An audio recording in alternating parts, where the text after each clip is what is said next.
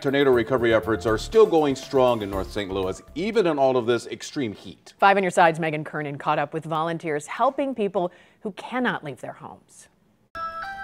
We're here from the People's Response with supplies. For more than 5 weeks, volunteers with the People's Response Hub have been delivering disaster relief straight to the doorsteps of tornado survivors in North St. Louis. It's called Relief Dash, like DoorDash, but for donations. And they've already delivered to 7,000 homes. People didn't just lose their homes or their homes were impacted. A lot of folks' transportation was directly impacted. The idea is like we meet people where they are. In total, the hub has served 20,000 people since the storm. Relief Dash requests are way up with the heat, around 850 a day. But only 200 are getting fulfilled due to low volunteer turnout. We're still backlogged.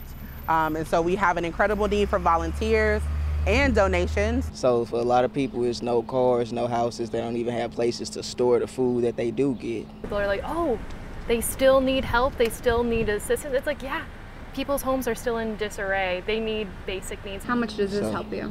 It actually helps a lot. At the same time, FEMA is also on site at the Kingdom Church all week, helping residents apply for federal assistance. Lord, we've been through something. You have, yeah, but we're a community. We're all together. A community that continues to show, despite the heat and despite the odds. Thank you very much. Reporting in North St. Louis, Megan Kernan, 5 on your side.